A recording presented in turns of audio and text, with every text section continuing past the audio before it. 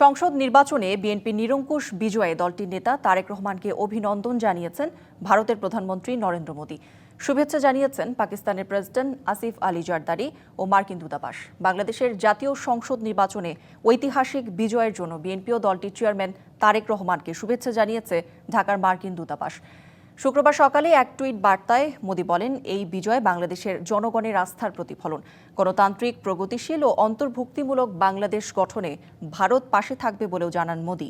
পাশাপাশি দুই দেশের বহুমুখী সম্পর্ক জোরদার ও অভিন্ন উন্নয়ন লক্ষ্যে একসঙ্গে কাজ করার আশাবাদ জানান ভারতের প্রধানমন্ত্রী। এদিকে বিপুল ভোটে জয় পাওয়ায় তারেক রহমানকে অভিনন্দন জানিয়েছেন পাকিস্তানের প্রেসিডেন্ট আসিফ আলী জারদারি। টুইট বার্তায় তিনি আরও জানান, বাণিজ্য, প্রতিরক্ষা এবং সাংস্কৃতিক বিনিময় দুই দেশের সহযোগিতা জোরদার করতে বাংলাদেশের নতুন সরকারের সঙ্গে কাজ করতে উন্মুখ ইসলামাবাদ। এছাড়া এক বিবৃতিতে বিএনপির নিরঙ্কুশ বিজয়ে প্রাণঢালা অভিনন্দন জানিয়েছে ঢাকাস্থ চীনা দূতাবাস। বিবৃতিতে চীনের পক্ষ থেকে বাংলাদেশের জনগণকে একটি সফল ও সুষ্ঠু নির্বাচন সম্পন্ন করার জন্য সাধুবাদ জানানো হয়।